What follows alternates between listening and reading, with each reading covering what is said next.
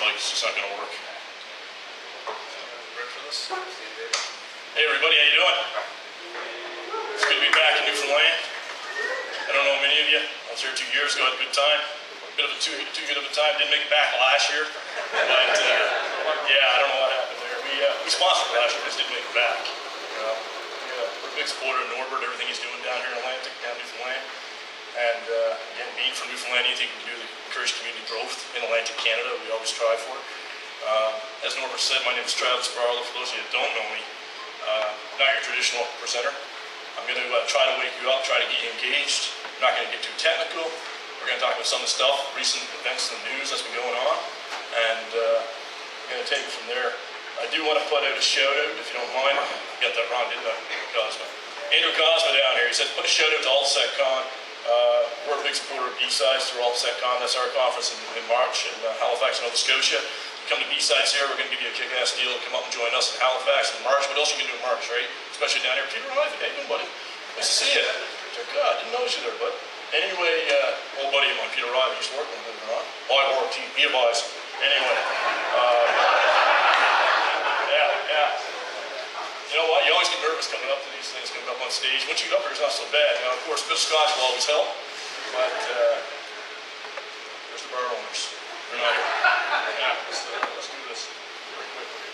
And anyway, so Atlantic Security Conference, love to see you guys up there. We're going to be announcing our call for speakers in the next week. So if you want to speak, feel free. As the slide says, Director of Advanced Threat Response at East Centre. You ask 10 people at East Centre what I do, you're going to get 20 different answers. When stuff gets really bad, I fly in, so I do a lot of flying. That's why I'm living in Halifax, not here, because it's harder to get out of here. On the plane, you guys got more fog than we have in Halifax, as you know. Deal a lot with instant response for Fortune 500s. So get to play with all the cool stuff, get to see what works, and more so what doesn't work, today's solutions and so forth. So where's Larry at? Larry. I'm not gonna pick on you too much. Larry has these great little pop-up things you're all gonna want, right? Multiple uses. Anyhow, try to get some, yeah. Well, later on at drinks at Happy Hour, we'll talk about that. So this has nothing to do, what I'm about to say has nothing to do with my employer. I want to make that absolutely clear. I do want to set some groundwork though. There's a guy right there, kind of dressy, Bill Brunston. He's our new sales rep for Canada. He's got one of those GoPro cameras. You guys ever use GoPro cameras? They're wicked, eh? Right? They're wicked. To your own point of view, filming, goose hunting, deer trap, whatever you want. This is the sales side of this. Give me a business card so you're getting a draw for that. I apologize for the pitch. Got no choice. That's how I get the money out of these guys. You know what I'm saying? Anyway, so there's absolutely nothing here that's my employer's view, my terminal, even if you look out the window. This is totally me, so you might not like it, you might like it. If you don't like it, you can buy me a drink after, I can buy you a drink, we can talk about it. I hate PowerPoint presentations. I got a rant of it. I'm known for that, especially with scotch in hand. So you're not going to have a lot of PowerPoint presentations, we're not going to be reading to them. And now I got to ask something of you. Anybody here at the NSA? I very much doubt it. Any hands for NSA? No? How about Canadian security establishment? Yeah, really? No? Nobody, eh? I know we have some law enforcement in the room, so I'm going to go easy on you guys. Wouldn't pick on those guys anyway, so. Too bad, because Bill would buy you a drink if you're with the NSA. Yeah, he's got a wicked expense account, so just say you are, put your hand up and go. Alright, we'll take care of you. So, yeah, what are we going to talk about? What do you want to talk about? Everybody else here has got some great presentations on the technologies, changing threat landscapes and everything else. You know, I love the changing threat landscape. What I've realized, I don't believe it's changed that much in the last 3 or 4 years. Everybody says it does. We're still seeing the same things. Up until about 2 weeks ago, then something changed. It became apparent. I'm not talking about the NSA, that was Edward Snowden, anything else.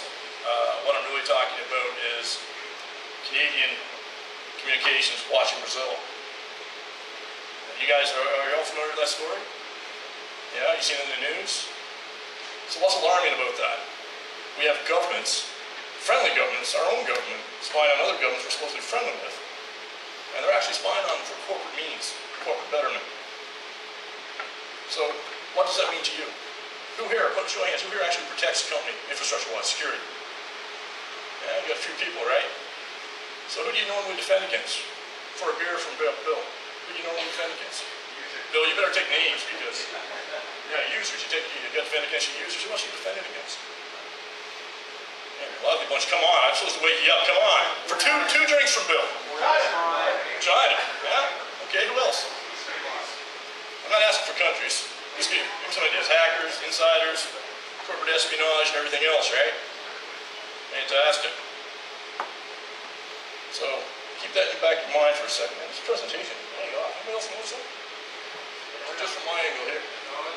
It's off. It is off. Where's the projector getting? Anyway, he's too much scotch last night.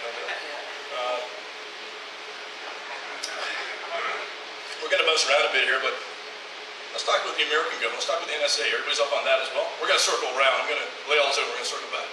So, NSA. Who assumed they weren't watching? Is there anybody here that actually said, no, we're okay. The government's not watching? Better yet, who assumes the Canadian government's not doing the same thing? Anybody here work for an ISP? Show of hands for ISP? Yeah? Got any interesting boxes in there? No comment. We'll talk after. I've done some instant response in ISPs. That's amazing information. These boxes just sit there. Nobody knows what they do. And I'm not paranoid. So traditionally, you're defending against your insiders, your criminals, your nation states, your hackers.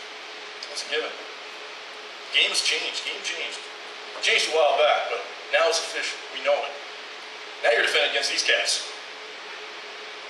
If your company, your organization you work for has anything, any potential value, corporate-wise, anything that can be used we know China, of course. I'm not going to pick on China. We know China, but anything that can be used to move them ahead on an economic scale. This is what we're dealing with, is economic espionage right now, and it's all backed by finances. So my question to you is, anybody here confident they can defend against any one of these adversaries? Pick a small country, I'm sure you can. Okay. Pick a country, I don't know. So, at the end of the day, nothing's changed. Financial gains have always been a key motivator. Right? We see it in Canada.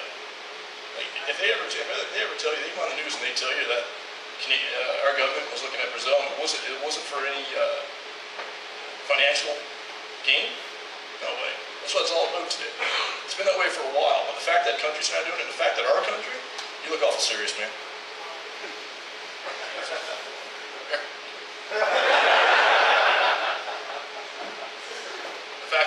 The fact that our own country is doing it now really changes the name of the game.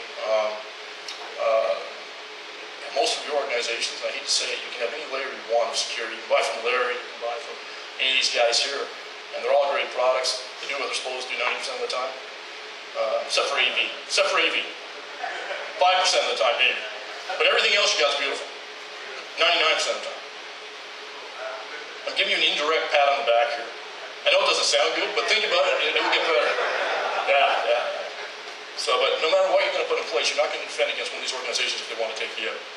Now, where it gets really interesting is, you all heard about NSA's capabilities for spying. You've heard about them, how they have keys. There's rumors that they're behind TrueCrypt. Anybody use TrueCrypt?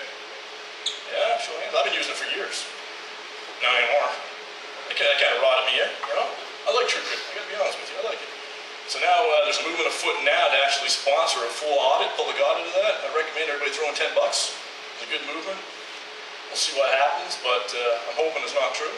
But it's looking kind of funky. NSA has capability to decrypt most keys. Is what they're saying now. There's talks about Tor, that they can compromise Tor. Now, are you all familiar with the Tor network, how that works?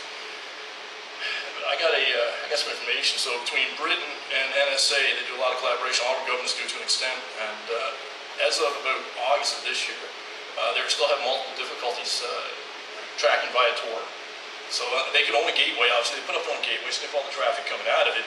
But at the end of the day, it's very hard to locate and identify who you are. They're having those issues, so it's still hit or miss for them. That's a good thing for Tor and Tor users. However, keep in mind that if you have a gateway, you can say, anybody here run a gateway, a Tor gateway? You do? Do you look at the traffic? It's fun, eh? It's amazing how people put through a Tor gateway thinking you don't need that encrypted, we're good. Right? So you can actually harvest a lot out of Tor, so you got to keep that in mind with Tor. Britain's equivalent to their Tor program is called, I guess, a funky British name. Anybody British here? Where's that guy that's British? Yeah, you down there, yeah. It's not Aaron's Gate, it's something else. And what they do, they host multiple core gateways in the Amazon cloud, AWS. And then they got tech in there and they're siphoning off everything that matters. It's pretty wild. I mean, that's the power of the cloud. You gotta love that, right? Yeah. Next time your boss comes, he said, let's move to the cloud. Yeah. They found some savings, obviously. Anyhow, so we got quite a bit that's changed in the last while. We have capabilities. We know we're being spied on. The NSA thing, as we said earlier, that wasn't much of a surprise. We all knew that. Most of us suspected that, especially the paranoid people at this table. I don't know how many paranoid you guys are, but these guys here, they're paranoid. That guy there, the bald guy, very paranoid. He lost all zero over these words. He stays up all night worrying about this stuff. Anyway, so, yeah. Anyhow, let's get serious on come on. We didn't, when you got drunk last night, we didn't paint you purple. And we don't want to pick on you anymore. Okay, so. Anyhow, so right now with the NSA and so forth, obviously they're watching. The Canadian government's watching. We can assume every government's watching their own pipes going in and out of the countries. We can assume they have capabilities to decrypt. We can assume they know as much as they want about your organization and your defenses. With the recent revelations in, well, we all know Cisco's been backdoored for years for all law enforcement agencies. Any Cisco reps in the house? Okay, love Cisco. They're buying drinks. But you can rest assured that if Cisco's been backdoored, that's a known fact. They've all been backdoored, right? So all your vendors. You think about Facebook and the like of that. You think about the data you have on Facebook. Anybody here punch a picture up on Facebook? You gonna put one up later on? That guy there is. Look at him. It's crazy. Eyebrows going. That's good. Yeah. So they have all the information. Facebook's opened up to them. We're pretty confident. Nothing's been officially said, but we believe they've opened up. And if they have, so has everybody else. Your LinkedIn, everything. So it's one big crowd of data. I think big data, big grab bucket. These guys can access anything they want anytime to profile you and your organization. So how do you defend against these countries? How do you defend against your own country? Number one, you have to decide, do you need to defend against your own country? Do you need to defend against the communication establishment of Canada once? Yes, no? Do you trust them? So, personally, I don't worry about defending against our own government. I worry about our government sharing the data they harvest from us with other governments. Andrew Cosmo right here, he's our own personal conspiracy theorist. And I'll tell you, this guy knows it all. So, we're driving to the airport, and he's got conspiracy theory on the radio on me. So, anyhow, I can tell you that right now, there's an agreement between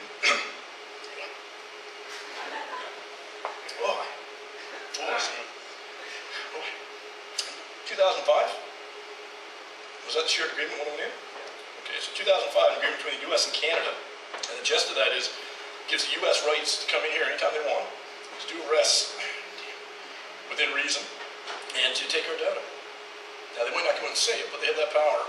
So there's massive data sharing going on between the two countries. You all trust Canada, right? I trust Canada. I still feel good about Canada.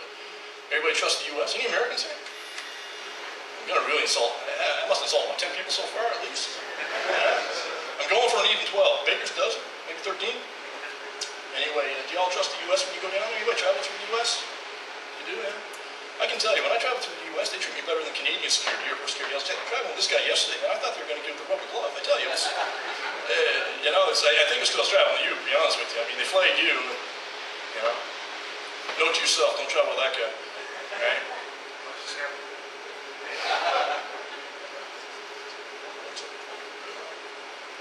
I mean, this is what you're dealing with right now from a security perspective. You're trying to defend.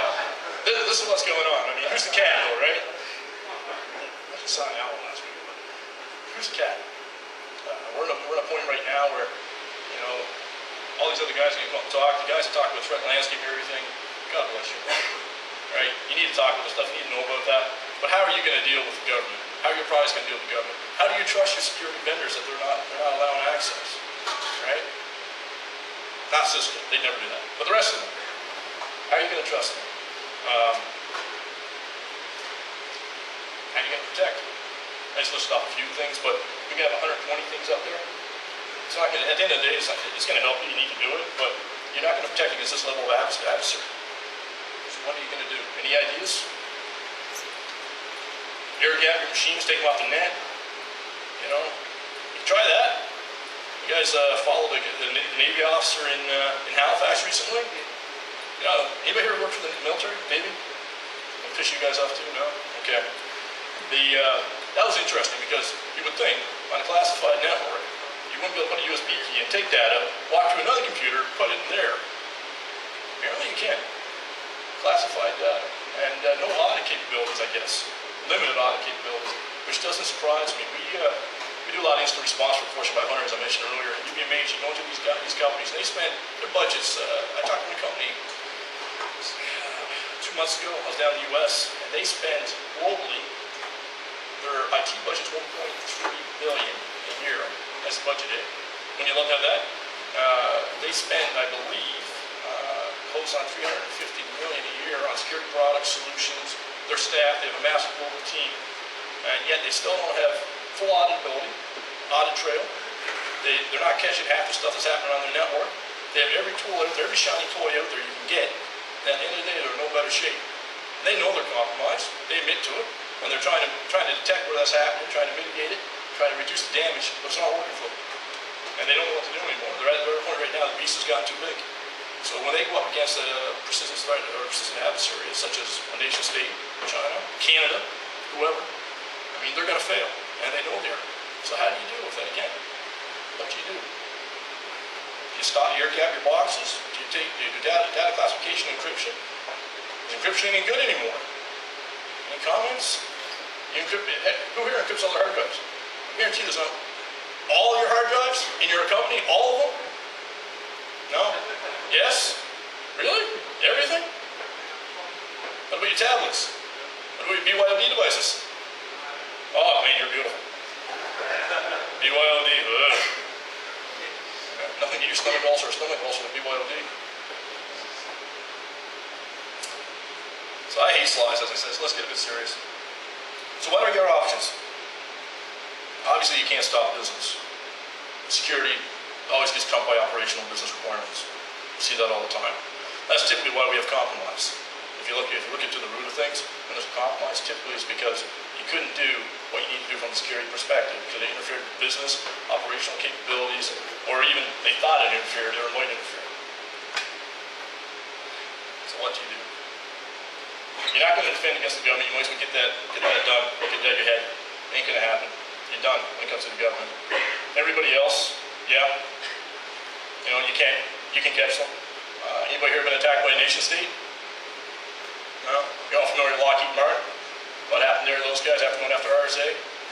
You're all here with Net Witness as well, just after that? That was the best spin I've ever seen. So RSA was compromised, so they could get to Lockheed Martin. Right after they were compromised, they came back and said, we detected it very quickly. And anybody here for RSA? Anybody work for RSA? Is that a hand or is that a scratch your head? Okay, good. Yeah. So just after that, these guys are, I tell you, talk about turning lemons into lemonade. Yeah, we've been compromised. We may have to replace hundreds of thousands of these RSA key fobs for you.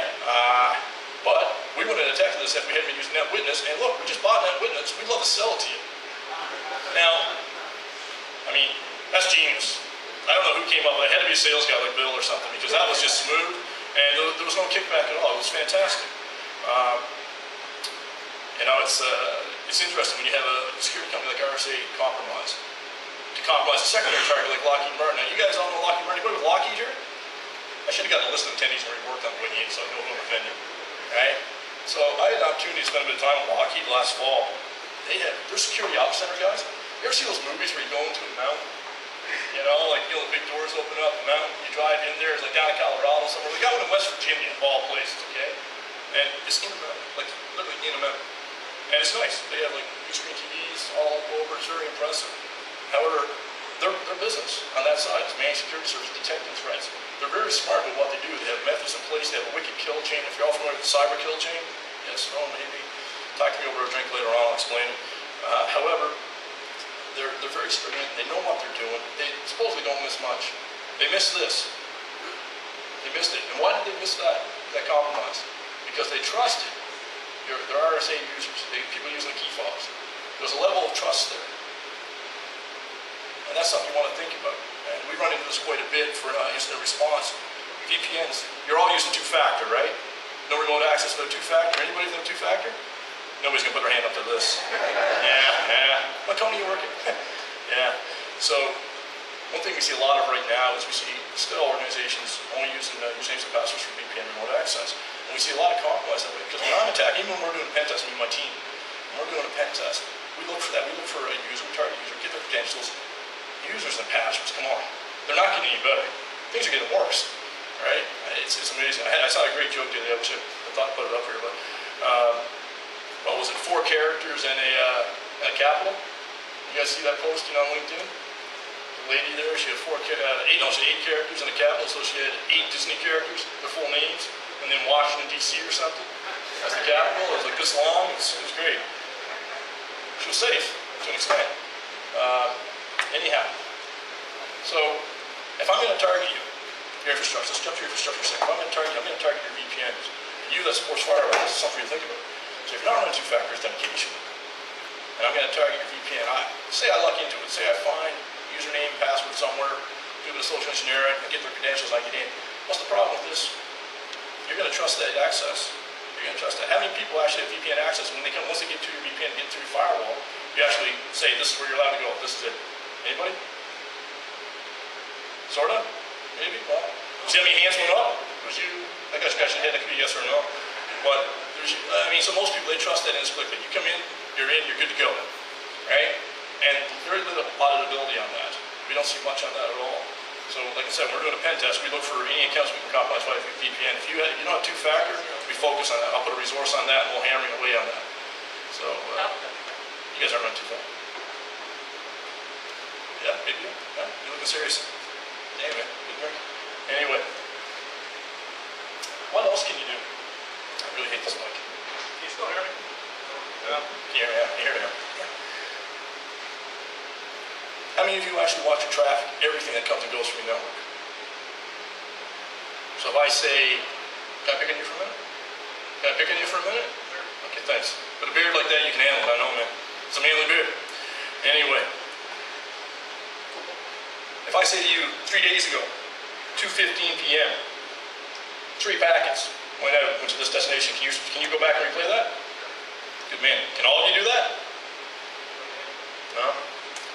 Most organizations can't, so kudos. Most organizations can't do that. So the problem comes when you actually have an event, and you say you call in as a response team, you have an event, it could be in nation state, it could be anybody, it could be a kitty, it could be somebody brings in an infected machine. You call somebody in to look for this, and there's no evidence. It's very limited. We see it all the time. Logging, where do you guys log? Do you log on your servers? You know how many times in the last year I've called an incident response team, my team would get there, and the logs, oh, we got all the logs, we got everything you need. Okay, where are they? Well, they're on the servers. Ones that were just compromised? Yeah. That's just great. That's great. You know, you're helping me out. So, at the end of the day, if you want to defend yourself correctly, you need to take all your logs, you need to take every bit of data. How long do you store traffic data for? Sorry? 2 years? How much storage do you need for 2 years? Substantial, right? Yeah. I'd recommend at least 6 months. Minimum. Just because when we look at incidents, by the time we get called in, usually it's 6 months. Up to 6 months, we need to go back. Most compromises, if you look at it, are 200 plus days before they're detected, unfortunately. Logs, you need to store them somewhere centrally. You need to make sure your admins can't access it. We done one about 2 months ago where the admins were actually part of the problem. They were modifying the logs on the device. They all had access, right? It's not pretty. Try to explain that to the CEO. So anyway. So at the end of the day, take all your traffic, log it. Let's go about that now. What are you doing with that traffic besides logging? You analyze it. You look for anomalies and everything else. Do you detect much? Yeah. Right now, the only thing in our industry, no matter what a vendor tells you, the only thing that doesn't lie is traffic, raw traffic. Okay? That's the only way you can protect yourself against everything you see. Everything we've talked about so far, even your governments. If you have raw traffic, now that's about, say, a quarter of the actual battle. The other 75% is being able to identify where that traffic's going. Say, is it good or bad? Is it allowed? Is it not? How many here actually have a blacklist or a whitelist on their network? You can go to these sources and this is it. Anybody heard that setup? Nobody? For your URL filtering, maybe? Which URL filtering fails anyway. Yeah? So 95% of your problems go away when you do that. When you start whitelisting and blacklisting. At the end of the day, if you say you can only go to these 100 sites, you know they're safe, you're fine. My experience, our experience has been if you're depending on your URL filtering appliances, not to mention WebSense, Barracuda, or any of these guys, at the end of the day, I hate when I do that. At the end of the day, they didn't sponsor us anymore, so we're good. No, we're good. At the end of the day, their whole model is sort of flawed because they're 100 days behind, or not 100 days behind, I mean they're days behind. They can't keep up with the rush. So I mean, I wish I had a slide here on this, I should have done this, but we done this response a while back. The guys are running Barracuda mail filtering, they're running, on their actual exchange server, another level of mail filtering, maybe GFI. On their desktops, they're running semantic endpoint protection. Semantic actually done pretty good in this case, Eric. Yeah. That's the one part that actually saved them, but not initially. And then on the way back out, they're running, I believe, WebSense for URL filtering. And they had a targeted phishing attack come in. Clicked on a link, it went out. So it came through, initially it came through the two email filters, went to the endpoint user clicked on that, it went back out through the WebSense to a known infected URL. A URL has been known infected for 20 plus, maybe 30 days. Downloaded the drop code, executed on the machine. At this point, Semantic picked it up. Hey, here's your pitch. You buy me a drink after this. Anyway, they managed to pick it up. However, by that point, the machine was toast, right? And infection was starting to spread. So I don't depend on antivirus. You need to have it. It's like insurance. You don't have it, you get an accident, you're going to be in a lot of trouble. It's not going to stop you from having that head-on collision, unfortunately. Traffic, it comes down to traffic, people. At the end of the day, you're not going to protect yourself. You're not going to be 100%. You will be compromised if you haven't been yet. You ever hear that from the sales guy?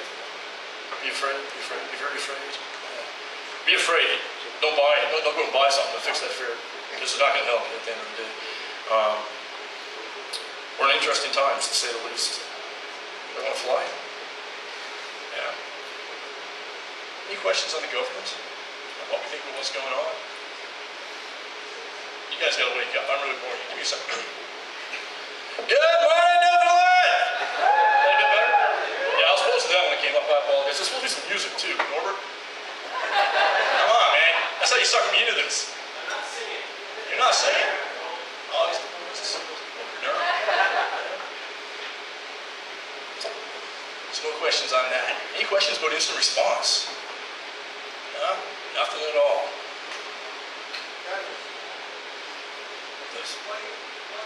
Buddy, I'm deaf. You really got to yell. What do you use to analyze your traffic? That's my traffic. Combination. When you're responding to an incident, Yep. what tools do you use so we can have all the traffic that sits in store somewhere, maybe when you need it, or something that you trust? So the traffic is stored on something I trust. Right. So what do you use what tools do you use to do your analysis? So I'm anti-commercial. I don't like commercial tools. Not because I'm cheap, I just don't like them. So we mainly use open source. I love Wireshark. That's a great spot to start. Traditionally, after we trust the source, client source, everything else, then they usually have, if they're actually logging that traffic, they have some commercial tools in place to do that. I've seen a lot of Nixon. Anybody from Nixon here? Anybody resell Nixon? I've seen a lot of that. I haven't seen them around much anymore. There. Yeah, guess we're done. It's a good way to shut me down. Yeah, that's fine. Anyway, mainly Wireshark and so forth. We replay a lot of traffic. So we'll take a pile of traffic, we'll do a replay on it, we'll see where it's going. If we have compromised machines, for instance, we'll put them in a closed network and see what the phone at home. What we find is any sophisticated attack, traditionally, it's anywhere from 30 to 40 days before a phone's home. That's the average for us. Now, the unsophisticated attacks, they're just noisy, they're chatty Cathy's, if you will, right? But I usually start with Wireshark. We live in Backtrack, now Kaylee Linux. You guys all run Kaylee? You do, for sure, with that beard. You're a Linux guy, tell me. Damn, that's a Linux beard. You know, eyes on it. Kind of look like Linux. Yeah. I'm jealous, I can't grow a good beard, man. It gets all patchy, right? Yeah, it doesn't come in thick like that. If you ever shave that off, let me know. I'll buy it. Yeah. Anyway, traffic is key. If you're not doing with your traffic properly, then you're not defending. I will put a little shout out to Trend Micro, because Larry is going to be a sponsor of All Set Con this year. He's coming in big, but they have a wicked product. They do have a wicked product called Deep Insight, Deep Security. It's actually pretty impressive. We compete with them, eCentire and them, but it is a pretty impressive product for what it does. Out of all the AV companies, that's pretty cool. Sorry, Derek. Looking for sponsorship from him too, buddy. So I'm touring here, right? Yeah, you're buying drinks tonight, though, right? You're screeching everybody in. Yeah. Guaranteed he's flying in at 4 p.m. You watch him be on a plane. Yeah, you are. Right? Every time, every year. Right on. So anyway, I guess our slideshow's over. That's cool. If you're not monitoring your traffic, if you need to make an investment to protect your infrastructure, if you're going to make any investment this year, log management's great. Security incident event management platforms are great.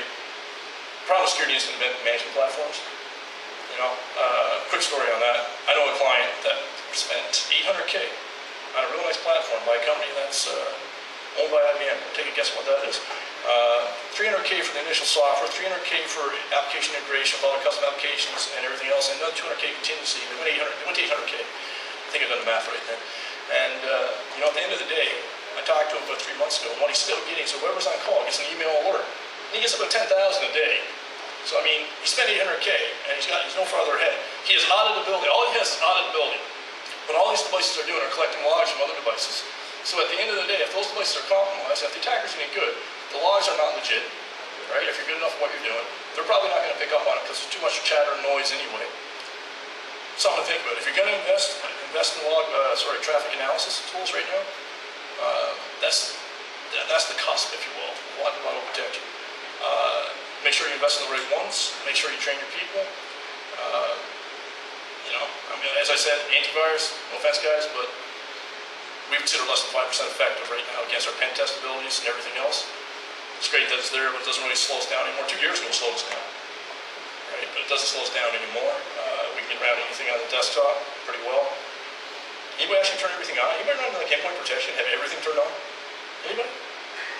Do you have like 16 gig memory in your desktop? I've never had that endpoint protection. I can turn everything on. So in concept, it's fantastic. Turn it all on, it's going to protect every institution. However, I've never had an organization I've known actually turn it all on. Anyway, I have no idea. I'm boring you, I apologize, but you do seem awake, so that's a good start. Bill is buying beer for those you put your hands up to once the bar opens, which should be soon, I hope. It's not like, it's a big ball. And Larry is buying drinks tonight, are you not? Just give me your credit card. I'll take care of that for you. I'll make sure everybody knows it's your credit card. With your credit card, if you tell me to, I'll give her like 500%. For you, I'll do that. It'll be your name all over. See ya. It's going to beat me after. Anyway, guys, welcome to B-Side St. John's. Norbert, great job again. Thank you very much for attending, and we hope you have a great day. Because all the other speakers, they're going to be a lot more technical and entertaining than I am. Okay? Cheers.